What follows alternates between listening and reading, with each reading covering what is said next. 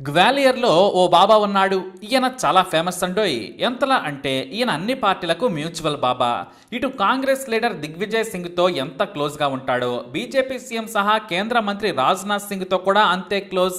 ఇతని పేరు మిర్చి బాబా, నాగబాబా అని కూడా అంటారు. ఇతను భక్తులకు ఒక రూపం, బయట సెలబ్రిటీలకు మరో రూపంలో కనిపిస్తాడు. జుగా ప్రాంతంలో పేరున్న శక్తివంతమైన బాబా భక్తులకు మాస్కుతో అలాగే గోచితో దర్శనమిస్తూ ఉంటాడు. ఒళ్ళంతా పాండ్స్ పౌడర్ రాసుకొని బూడిదాని బిల్డప్ ఇస్తాడు. ఇక ఒడి తిరిగిన జుట్టు, జిడ్డు పట్టిన గడ్డం, మొత్తం మీద న్యాచురల్ బాబాలా కనిపిస్తాడు. ఇక ఈయన మిర్చి బాబా ఎందుకు అంటే మిర్చిని భక్తులుగా కానుకగా ఇస్తాడు. ఇతని కానుకే అది. కానీ ఈ మిర్చితో సావాసం చేయడం వల్లనేమో కానీ ఈయన బాడీలో కూడా హీట్ ఎక్కువట. మరీ హీట్గా సింగిల్ ప్యాక్తో కనిపిస్తూ ఉంటాడు. ఇదేంటి బాబాను పట్టుకొని ఇంతలా మాట్లాడుతున్నారని కోపం తెచ్చుకోకండి. ఇతను బాబాల్లోనే బేవకూఫ్ బాబా. ఈయనకు ఆడవాళ్ళను చూస్తే చాలు లోపల మిర్చి ఘాటు పెరిగిపోతుందట.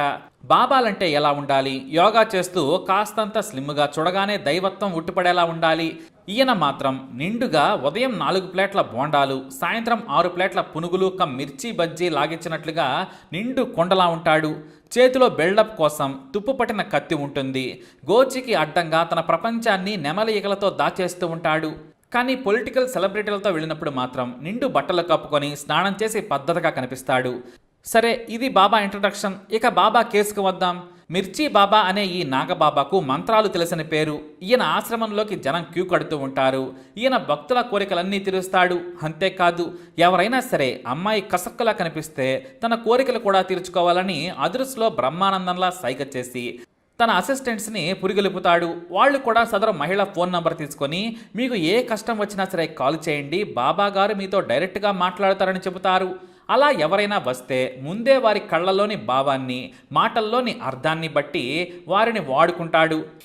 బెడ్రూమ్లోకి తీసుకెళ్లి గోచి పీకి పారేసి తన గోచి అవతారాన్ని పక్కన పెట్టి గోచి వ్యవహారాన్ని పూర్తి చేసుకుని వస్తాడు. ఇతని గురించి తెలిసిన మహిళలు ఎంతో కొంత తీసుకొని గోచి బాబాకు మొక్కి వచ్చేస్తారు. కానీ అందరూ అలా ఉంటారు కదా. ఈ బాబా మాత్రం తన దగ్గరకు వచ్చే వారంతా అలానే అనుకున్నాడు. గ్వాలియర్ దగ్గరలోని రైసీనాకు చెందిన డోగ్నా అనే మహిళకు పెళ్ళై 4 ఏళ్ళు అవుతుంది. ఇక్కడ మనం ఆమె పేరు మార్చాం. ఈమె భర్త మంచివాడే, కానీ పెళ్ళై 4 ఏళ్ళు అవుతున్నా సరే సంతానం కలగలేదు. దీంతో లోపం ఆమెదేనని అత్త ఎత్తిపొడిచేది. బంధువులు వెటకారం ఆడేవారు. దీంతో పాపం డోగ్నాకు మనసు విరిగిపోయింది. డాక్టర్లకు చూపించుకున్నా సంతానం కలగలేదు. ఆమెకు భర్త కూడా సహకరించలేదు. దీంతో సంతానం కలగకపోవడంతో నిజంగానే లోపం తనలో ఉందేమోనని మానసికంగా బలహీనమైపోయింది. ఓ రోజున గ్వాలియర్లో బంధువుల ఇంటికి వెళ్ళి వస్తూ ఉండగా గోచి బాబా ఫోటో గోడపై కనిపించింది.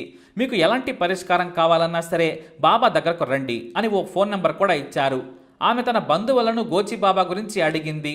అవును, అతనికి మంచి పేరుంది. నాయకులు కూడా గోచి బాబా దగ్గరకు వచ్చి సలహాలు తీసుకుని వెళతారు. కేంద్ర మంత్రులు సైతం బాబాతో బూడిద రాయించుకుని వెళతారు అని చెప్పారు. కోరికలు తీర్చే బాబా అని గొప్పగా చెప్పడంతో డోగ్నా నిజమేనని నమ్మింది. ఒక రోజున బాబా ఆశ్రమానికి కూడా వెళ్ళిపోయింది. బాబా ఒక్కొక్కరిని తన గదిలోకి పిలిచి వారికి విభూతితో పాటు కొన్ని మాత్రలు కూడా ప్రసాదం పేరుతో ఇస్తున్నాడు. వాటిని దేవుడి ప్రసాదంలో కళ్ళకు అద్దుకొని తీసుకుని వస్తున్నారు భక్తులు. ఈ డోగ్నా సమయం రాగానే వెళ్ళి తనకు సంతానం కలగడం లేదు బాబా, 4 ఏళ్లైనా సంతానం కలగకపోవడంతో భర్త పట్టించుకోవడం లేదు, అత్తమామలు తిడుతున్నారు, నాకు తల తీసేసినట్లయిందని చెప్పుకొచ్చింది. ఆమె బాధను గోచి బాబా బాగా అర్థం చేసుకున్నాడు.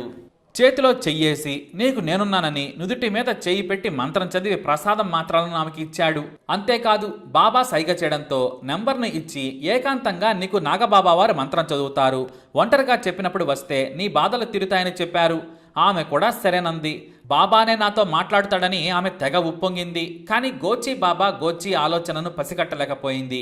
చివరకు ఆగస్టు 5న సాయంత్రం వస్తే మిర్చి బాబా నీకు సంతానం కలిగే ప్రార్థన చేసి మంత్రం చదివి మాత్రలు ఇస్తారని చెప్పారు. డోగ్నా ఒంటరిగా బాబా దగ్గరకు వెళ్ళింది.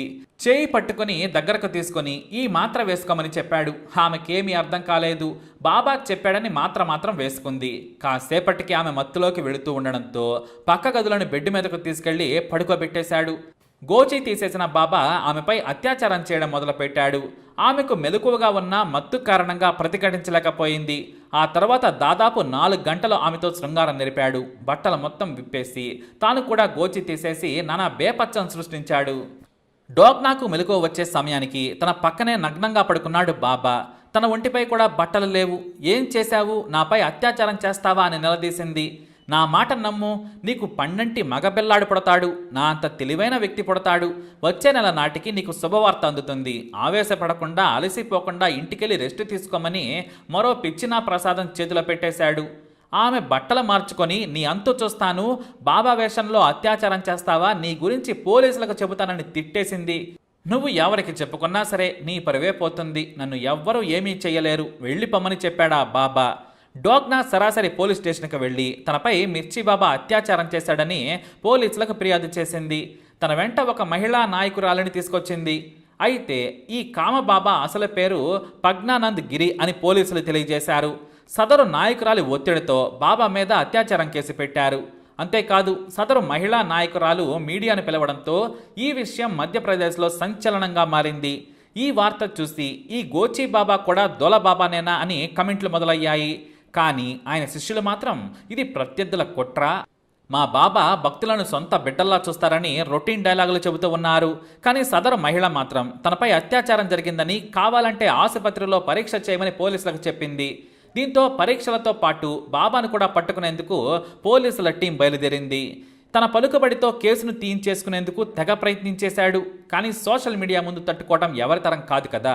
చివరకు ఒక హోటల్లో దాక్కున్న ఈ మిర్చి బాబాను బయటకు లాక్కొచ్చి అరెస్టు చేశారు పోలీసులు. తనకు ఏ పాపం తెలియదు, అసలు ఆ యువతి తమ దగ్గరకు వస్తే మంత్రించిన మందులిచ్చి దీవించి పంపానని చెప్పుకొస్తున్నాడు. అలా ఎన్నాళ్లుగానో గోచి పెట్టుకుని బూడిద రాసుకొని గదుల్లో సరస సల్లాపాలు ఆడుతున్న బాబా జైల్లో ఇప్పుడు గోచి లేకుండా లుంగితో తిరుగుతున్నాడట. అయితే ఇతనికి ప్రత్యేకమైన స్పెషల్ ప్రియురాళ్ళు కూడా ఉన్నారనే వార్త గుప్పమంది. మొత్తం మీద బాబా వేషం వేసి శృంగారం కోసం పరితపించే ఈ సన్నాసులను నేలకేసి కొట్టాలి. అసలు ఇలాంటి వారిని నమ్మటం జనం తప్పు. సైన్స్ను నమ్మంటారా బాబోయ్ అంటే ఆవు ఒత్త మంచిది, పేడ తింటే షుగర్ పోతుందని చెప్పే వెధవల్ని తన్నాలి. ఎందుకంటే ప్రపంచం ఎక్కడికో వెళుతుంది. మనకంటే అభివృద్ధి చెందిన దేశాలు చాలా ఉన్నాయి. మనం ఇంకా ఈ గోచిగాళ్ళను నమ్మితే వెనక్కే వెళతాం. తస్మాత్ జాగ్రత్త.